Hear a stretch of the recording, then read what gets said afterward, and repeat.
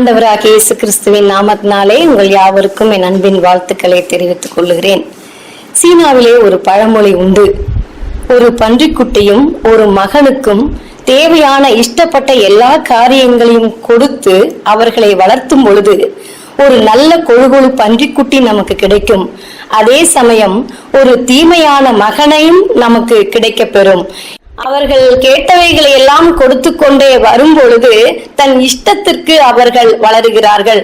தன் வேதம் சொல்லுகிறது, தன் இஷ்டத்துக்கு விடப்பட்ட பிள்ளையோ தன் தாய்க்கு வெட்கத்தை உண்டு பண்ணுகிறாள். எனக்கு அன்பானவர்களே, இந்த தீமையான ஒரு பழக்க வழக்கத்தை இந்த குழந்தைகள் சிறு வயதிலே இருந்து கற்றுக்கொள்ளுவதற்கு ஏராளமான வழிகள் உண்டு. பிள்ளைகளுக்கு வேதத்தை போதித்து நாம் வளர்க்கும் பொழுது அந்த பிள்ளைகள் நல்லவர்களாக மாறுவதற்கு அநேக வாய்ப்புகள் உண்டு. மனித இயல்பு தவறானதாக இருக்கிறது. நீதிமொழிகளிலே இப்படியாய் வசனம் உள்ளது, பிள்ளையானவன் நடத்த வேண்டிய வழியிலே அவன் நடத்து, அவன் முதிர் வயதிலும் அதை விடாதிருப்பான். பிள்ளையை தண்டியாமல் விடாதே, அவனை பிரம்பினால் அடித்தால் அவன் சாகான். நீ பிரம்பினால் அவனை அடிக்கிறதுனால் பாதாளத்திற்கு அவன் ஆத்துமாவை தப்புவிப்பாயே.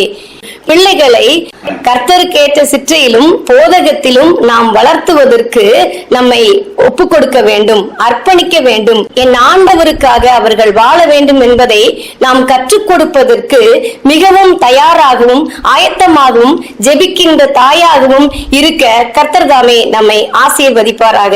ஜெபம். எங்கள் ஆண்டவராகிய கர்த்தாவே, எங்கள் பிள்ளைகளை நாங்கள் நன்றாய் வளர்த்துவதற்கு தேவையான கிருபைகளை நீர் எங்களுக்கு தரும்படியாய் ஜெபிக்கிறோம். நாங்கள் கற்றுக் கொடுத்த எல்லா வார்த்தைகளையும் பிள்ளைகள் கற்றுக்கொண்டு வாழ கர்த்தர் கிருபை செய்வாராக. நாங்கள் எங்களுடைய வாழ்க்கையிலே கர்த்தருக்கேற்ற வளர்ப்பிலே ஞானத்திலும் வளர்த்தியிலும் போதகத்திலும் எப்படியெல்லாம் நாங்கள் வளர்ந்தோமோ அதே போல எங்களுடைய பிள்ளைகளும் வாழ்க்கையிலே உமக்கென்று சாட்சியோடு வாழ்வதற்கும் என் ஆண்டவர் கிருபை செய்யும்படியாய் நாங்கள் வேண்டிக் கொள்ளுகிறோம். உம்முடைய வழிகளில் நடக்க என் ஆண்டவர் கிருபை தாரும் ஆண்டவரே.